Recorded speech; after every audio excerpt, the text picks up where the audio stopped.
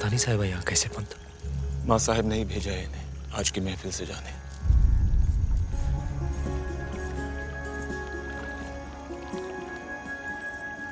महफिल शुरू की जाए।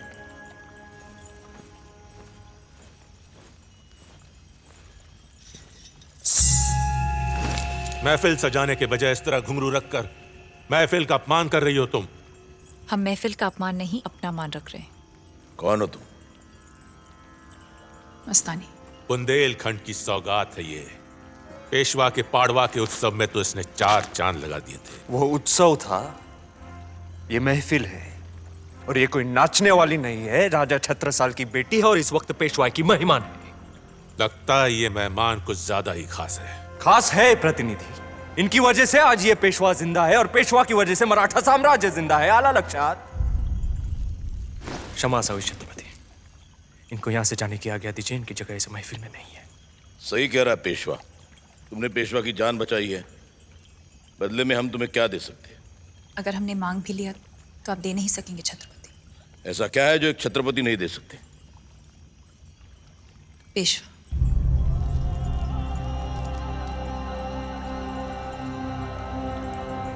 दाद देते हैं हम तुम्हारी नजर की और तुम्हारे हौसले की, जिसने मराठा साम्राज्य की सबसे कीमती चीज मांगने की हिम्मत की। लेकिन इस गुस्ताखी के लिए तुम्हें सजा भी मिल सकती। किसकी तलवार पर सर रखूं ये बता दो मुझे।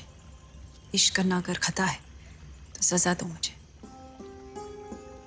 मैं मोहब्बत के इतिहास लिखने वालों, मैं अगर हरफे गलत हूं तो फिर मिटा दो मुझे। बहुत अच्छा, तुम जा सकती हो मस्तानी।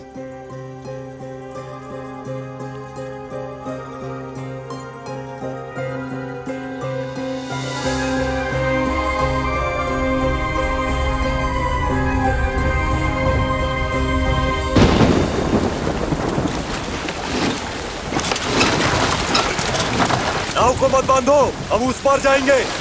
सरकार, अचानक पानी बहुत बढ़ गया है। ऐसे तूफान में नाव को उस पार लेकर जाने से हमारा नुकसान होगा। नाव की कीमत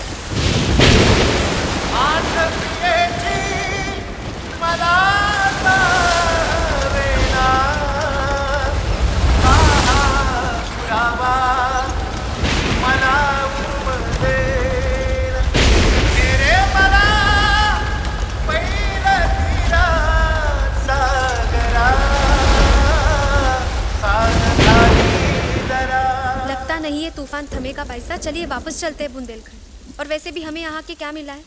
पूना गए तो नाचने वालियों के बीच रखा, सातारा में महल के बदले नदी पार यहाँ रखा है, इस खंडर में। डर लगता है भाई साहब। आपने जिनकी कटार से ब्याह किया है वो तो इस रिवाज से अनजान है, और अगर उन्होंने ये रिश्ता कबूल करने से इनकार कर दिया तो?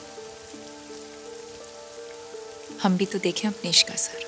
देख लीजिए अपने इश्क का असर। आपने भरे दरबार में पेशवा मांगा था ना, पेशवा हाजिर है।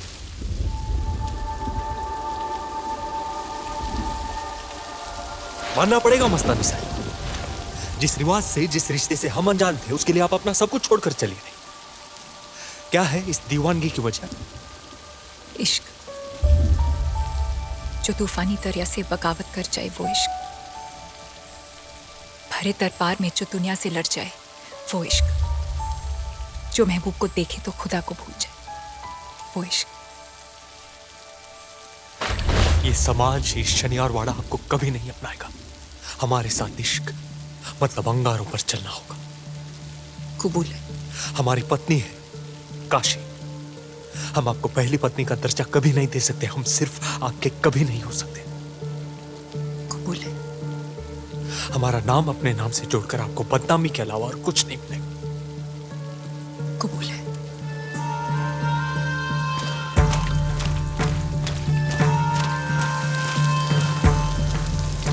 ये धरती, ये आसमान, ये तूफान और ये सीने की आग को साक्षी मान के आज से हम आपको अपनी पत्नी मानते हैं। दुनिया हम दोनों को हमेशा एक ही नाम से याद रखेगी, बाजीराव मस्तानी।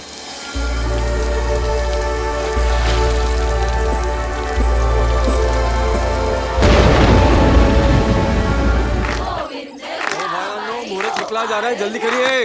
ओ भिवताई, नाम रखना तो बुआ का अधिकार है, पर और कितना इंतजार कराओगी? अच्छा बता दो नाम।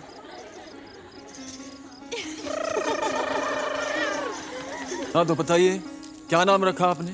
रघुनाथ। रघुनाथ। रघुनाथ। राहु होते तो नाम सुन के खुश हो जाते। मीरा राघोबा।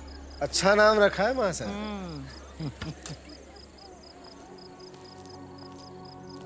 मस्तानी भाई,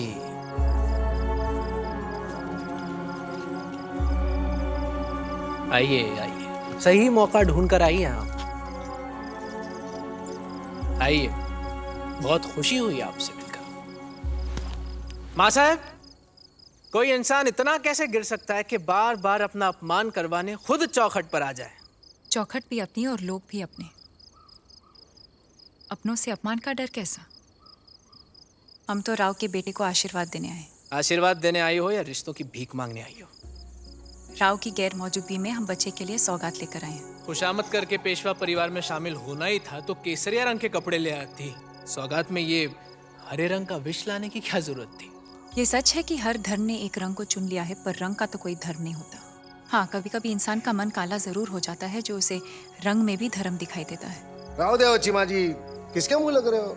ये दुर्गा और दरगाह के बीच का फर्क ही भूल गई है। और आप शायद ये भूल गए हैं कि उसी दुर्गा की मूर्ति को सजाते वक्त हरे रंग का चूड़ा, हरे रंग का शाल और हरे रंग की चोली पहनाते हैं। दरगाह में बड़े बड़े पीर फकीरों की मजार पर केसरिया रंग की चादर चढ़ाते हैं, तब तो रंग का ख्याल नहीं आता। राव ने हाथ क्या पकड़ लिया? जुबान तलवार की तरह चलने लगी है। योद्धा हूँ, ठोकर पत्थर से लगे तब भी हाथ तलवार पर ही जाता है। कृष्णा जी भट्ट, इस साल पितृपक्ष में इसके नाम का भी पिंडदान कर देना, ताकि हमारे लिए इसका अस्तित्व ही खत्म हो जाए। जा भाई जा। पिंडदान अपनों का होता है, परायों का नहीं माँ साहब। इसी बहाने ही सही आपने हमें अपना तो समझा।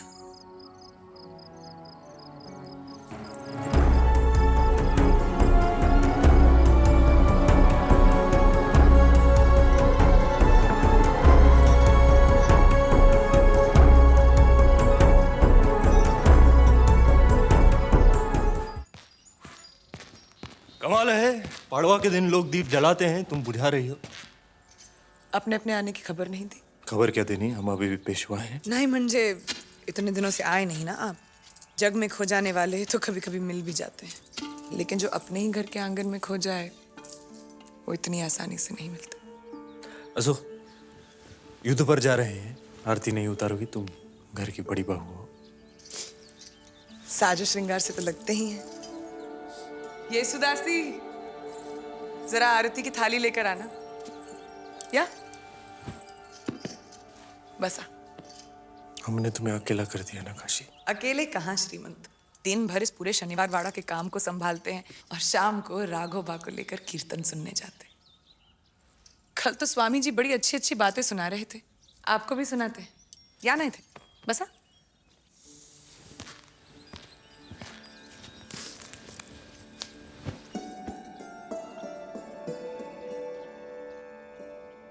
हाँ तो स्वामी जी बता रहे थे कि कृष्णा और रुक्मिणी का संवाद चल रहा था। रुक्मिणी ने कृष्णा से कहा, प्यार तो हमने भी तुमसे किया था, फिर भी ऐसा क्यों लगता है तुम्हारी पत्नी ना होकर तुम्हारी प्रेयसी होते तो अच्छा होता।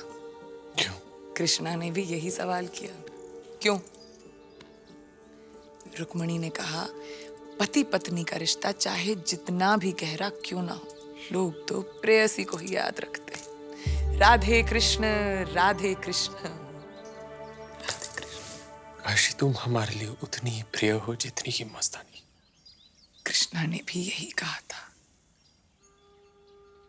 हमने कभी तुम दोनों की तुलना नहीं की। छे हो, उसकी और हमारी तुलना तो हो ही नहीं सकती। हमने आपके साथ रास लीला जो नहीं रचाई। तुम्हें हमसे और मस्तानी से काफी शिकायतें होंगी। पराये लोगों से क्या शिकायत करनी, घाव तो अपनों के ज्यादा चुभते हैं। अफसोस तो एक ही बात का है श्रीमंत, आप हमसे हमारी जिंदगी मांग लेते, हम आपको खुशी खुशी दे देते, पर आपने तो हमसे हमारा गुरूर छीन लिया।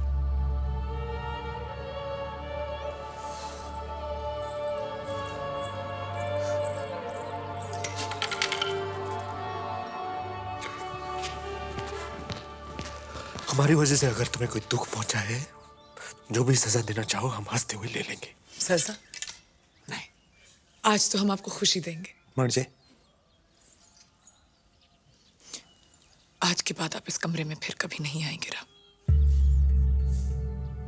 तुम जानती हो तुम क्या कर रही हो? जिस दिन से इस पेशवाई की बहू बनकर आए थे, आपकी खुशी की कसम खाई थी, बस उसे निभा रहे हैं।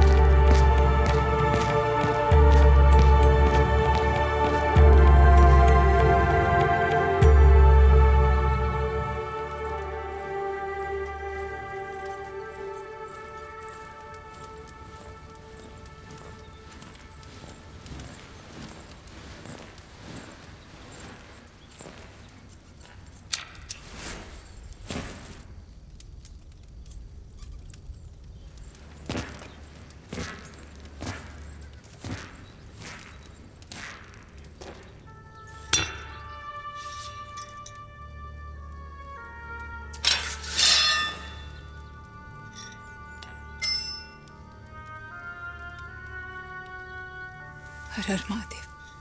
हर हर महादेव। हमारे जाने का वक्त आ गया है मस्तानी साहिबा।